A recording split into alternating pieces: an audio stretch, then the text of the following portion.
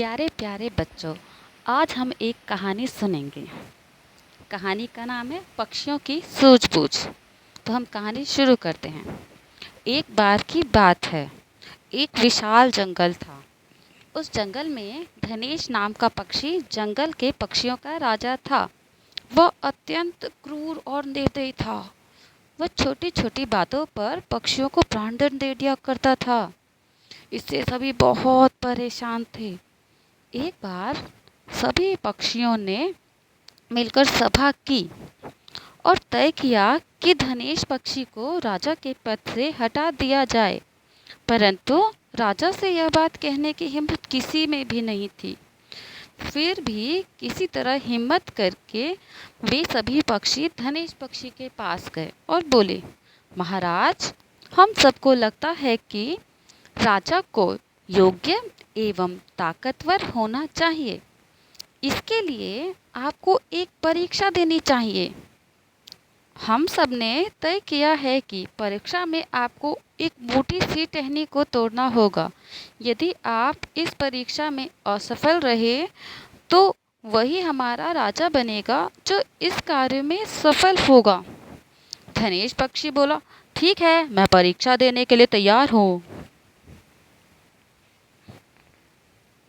फिर सभी पक्षियों ने एक मोटी सी टहनी की तरफ इशारा करते हुए धनेश पक्षी से कहा, महाराज, वो मोटी सी टहनी तोड़नी है आपको। फिर टहनी को ध्यान से देखने के बाद धनेश पक्षी तेजी से उड़ता हुआ पूरी शक्ति के साथ टहनी के ऊपर बैठ गया और बहुत कोशिश करने लगा उसको तोड़ने की, लेकिन टहनी बहुत ज़्यादा मजबूत थी और इस कारण वह टूटी तो क्या, हिली भी नहीं।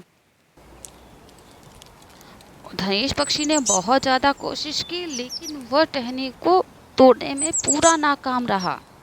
फिर अपने को हारा हुआ मानकर वह बोला, चलो अब मैं राजा के पद के दावेदार को बताऊंगा कि उसे कौन सी टहनी तोड़नी है। सभी पक्षी मान गए। फिर एक टहनी की तरफ इशारा करके धनेश बोला कि तुम लोगों की तरफ से जो भी उम्मीदवार हो वो इधर आ जाए और उसे इस टहनी को तोड़कर दिखाना है। पक्षियों का जो उम्मीदवार था वह एक नर बुलबुल था। अतः वह टहनी को तोड़ने के लिए आगे आया।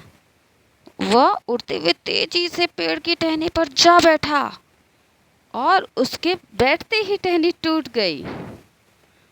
दरअसल कठफोड़वे ने उस टहनी को पहले से ही खुरच खुरच कर खोखला कर दिया था।